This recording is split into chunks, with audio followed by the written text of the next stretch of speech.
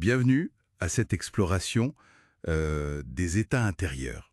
Aujourd'hui, on se penche sur des notions assez fascinantes. Oui, issu des travaux du psychothérapeute Joa Clavou. Exactement. On va parler du vrai moi, du moi fondamental, et puis de ces fameux états inauthentiques ou chaotiques, comme il les appelle. Hmm.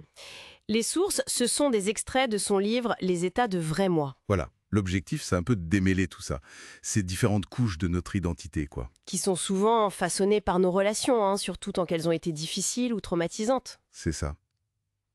Prêt à plonger au cœur de la psyché? Bon, allons-y.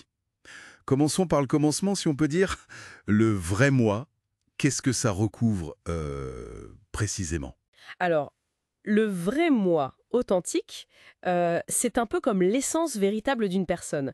C'est cette capacité qu'on a parfois un peu perdue à être vraiment connecté à ses propres sentiments, ses désirs profonds, ses besoins réels. D'accord. Ça suppose une sorte d'harmonie, en fait, entre le corps et l'âme, une connexion à qui on est, son âge, son identité, sa sexualité. Un tout. Une sorte d'alignement intérieur, si je comprends bien. C'est ça. Mais les sources mentionnent que cette expérience doit devenir réalisable. Qu'est-ce qui permet cet ancrage alors? Comment on y arrive? Ça demande d'abord une identité qui soit, disons, assez solidement établie. Une conscience claire de qui on est. Et puis, une séparation psychologique saine par rapport aux figures parentales, par exemple. Ah oui. Savoir poser ses propres limites, aussi. C'est fondamental. Et c'est cette base, en fait, qui va permettre une empathie réelle. C'est-à-dire voir l'autre comme un individu distinct. Pas juste une extension de soi. Exactement. Pas un objet non plus. Et du coup, ça ouvre la porte à des relations plus saines, plus significatives. D'accord, très clair. Si ce vrai moi est cette essence un plus idéale, comment ça se traduit au quotidien? Parce qu'on est tous influencés par l'extérieur, non? C'est là qu'intervient ce concept de moi fondamental, c'est ça? Tout à fait. Le moi fondamental, on pourrait dire que c'est notre moi opérationnel, celui de tous les jours. Et forcément, c'est un mélange. Il y a une partie de ce vrai moi, de cette authenticité, mais aussi des aspects moins authentiques. Des adaptations. Oui, des adaptations, des mécanismes de défense qu'on a construits au fil du temps, avec les expériences bonnes ou mauvaises. Donc sa composition, elle varie énormément d'une personne à l'autre. Il peut être plus ou moins proche du vrai moi. Je vois. Donc, le moi fondamental, c'est un peu notre version de nous-mêmes qui navigue au quotidien avec des bouts du vrai moi et ses adaptations. Un exemple qui est donné dans les textes, c'est l'état de moi fonctionnel. Ça illustre bien ce mélange, non, hein? Cette espèce de suractivité. Exactement. Ça, c'est une configuration particulière du moi fondamental. C'est quand une personne s'investit dans une activité constante. Le travail, les projets, les loisirs, les obligations, tout le temps occupé. Pour éviter quelque chose. Oui, pour éviter de ressentir un chaos intérieur, une angoisse latente. Vu de l'extérieur, ça peut paraître très maîtrisé, très efficace. Hmm. Mais ce n'est pas une vraie paix intérieure. Ça peut même frôler ce qu'on appelle le workaholism. C'est une forme de fuite, en fait. Une fuite pour ne pas sentir ce qui se passe en dessous. D'accord. Et si on s'éloigne encore plus de cette authenticité, là on arrive aux états de moi inauthentiques ou chaotiques. Là on ne parle plus seulement d'adaptation, j'imagine. Non, et ça c'est vraiment crucial de le comprendre. Il ne s'agit pas juste d'émotions passagères comme la tristesse ou la colère.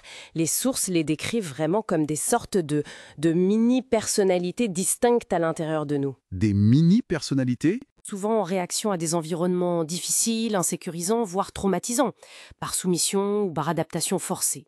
Et ils sont souvent désordonnés et destructeurs. D'accord. D'ailleurs, Carl Gustav Jung avait observé quelque chose d'un peu similaire avec ce qu'il appelait les complexes. L'idée générale, c'est que notre personnalité se construit en intégrant nos interactions avec les autres. Et si ces interactions sont traumatisantes? Surtout de manière répétée dans l'enfance, oui. Voilà. Eh bien, le moi peut se fragmenter, se diviser. Cette idée de fragmentation, elle est centrale alors. Absolument. Et parmi ces états qui résultent de traumatismes relationnels, les textes insistent sur deux dynamiques principales, l'état de moi victime et l'état de moi oppressif. C'est ça. Ils naissent souvent d'une forme d'identification, en fait. Soit on s'identifie à l'agresseur qu'on a intériorisé, ça donne l'état oppressif. Soit on s'identifie à la partie de soi qui a subi, qui a survécu, c'est l'état victime. Et on peut passer de l'un à l'autre. Oui, tout à fait. Une même personne peut basculer entre ces états. Ce n'est pas quelque chose de figé. D'accord. Comment on reconnaît spécifiquement l'état de moi victime? Au-delà de l'image un peu simple de la plainte, il y a des caractéristiques précises. Alors oui, la personne dans cet état est souvent hyper focalisée sur l'adaptation à l'autre. Elle va renoncer à ses propres besoins, souvent sans même s'en rendre compte. Il peut y avoir une tendance à justifier cette soumission, du genre «Oh ben il fallait bien que je fasse ça, l'autre allait si mal». Hmm. Il y a aussi souvent une tendance à rejouer inconsciemment des scénarios d'impuissance appris dans l'enfance. Blâmer le monde extérieur, ressentir beaucoup d'envie ou de la haine cachée, et parfois une forme de manipulation par la pitié pour obtenir de l'attention, du soutien. C'est complexe. Et son pendant là, l'état de moi oppressif, c'est juste l'inverse? En quelque sorte, oui. Là, l'empathie est quasiment absente, l'autre est perçu comme un objet, un moyen pour arriver à ses fins. Il y a souvent une façade de supériorité, d'arrogance, mais qui cache en réalité une profonde insécurité. Qui est projeté sur les autres. Exactement. C'est typiquement ce qu'on voit au cœur de l'intimidation, du harcèlement, du dénigrement systématique. Et ce qui est cliniquement très intéressant, c'est que ces deux états, victime et oppresseur, fonctionnent très souvent en tandem dans les relations. Ah oui, comment ça? C'est un peu comme une clé et une serrure. L'un appelle l'autre. Une personne qui est dans un état de moi victime peut inconsciemment attirer ou activer un état de moi oppresseur chez son partenaire. Et inversement.